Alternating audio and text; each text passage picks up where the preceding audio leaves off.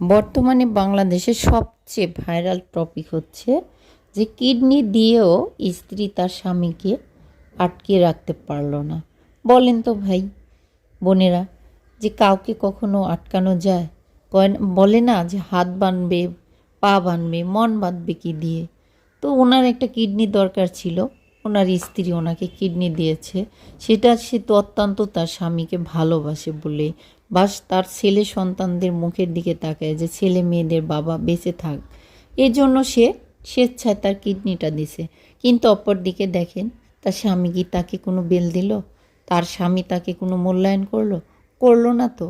কিন্তু সে কিডনি থেকে দিয়ে বেঁচে গেছে। এখন কথা হচ্ছে যে স্বামী হয়তো ভাবতেছে যে আমার তো একটা কিডনি নষ্ট হয়ে গেছিল, আমার স্ত্রী দিয়েছে, কিন্তু আরেকটা কিডনি যদি নষ্ট হয়ে যায় সেক্ষেত্রে আমি কি করব? যার কারণে সে অন্য নারীর সাথে আবার অন্তরঙ্গ করতেছে। বিয়ে করলে হয়তো সেই বউ আবার একটা কিডনি তাকে দান করবে। এই কারণে সে দেখা গেছে যে আরেক নারীর সাথে লিপ্ত হয়েছে। কারণ উনি তো জানে যে ওনার আরেকটা কিডনি অবশ্যই নষ্ট হয়ে যাবে বা হতেই পারে।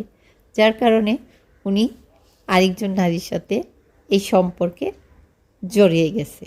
কিন্তু এটা নিয়ে সোশ্যাল মিডিয়া এত বেশি আলোড়নের সৃষ্টি করছে যে সারা বাংলাদেশ না, এটা দেখেছে বাংলাদেশের বাইরেও সবার মুখে শোনা যাচ্ছে, ফোনে ফোনে শোনা যাচ্ছে যে এরকম হয়েছে, অথচ স্বামীকে আটকাইতে পারেন নাই।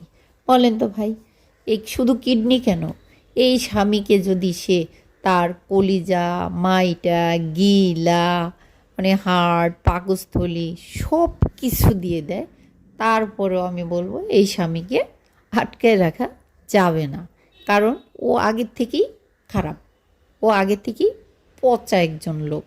যার কারণে ওকে আটকানোর একটা রাস্তা আছে, সেটা হলো ঘরে তালা দিয়ে রাখুক।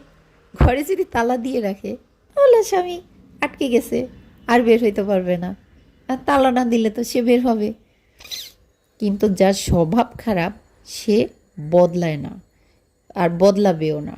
কারণ ও যদি ভালোই হইতো তাহলে ও ভাবতো যে আমার ছেলে আছে, মেয়ে আছে, আমারও বয়স শেষ, আমি একটা কিডনি পেয়েছি, আমার বউ আমাকে কত বেশি ভালোবাসে, আমার বউ তো দেখতেও অনেক সুন্দর, মাশাল্লাহ, চেহারা, কথাবার্তা সব কিছুতে সে অনেক সুন্দর। আমিও সোশ্যাল মিডিয়াতে দেখেছি, ফেসবুক, ইউটিউবে দেখছি, মাশাল্লাহ অনেক সুন্দর বউ। এই বউকে নিয়ে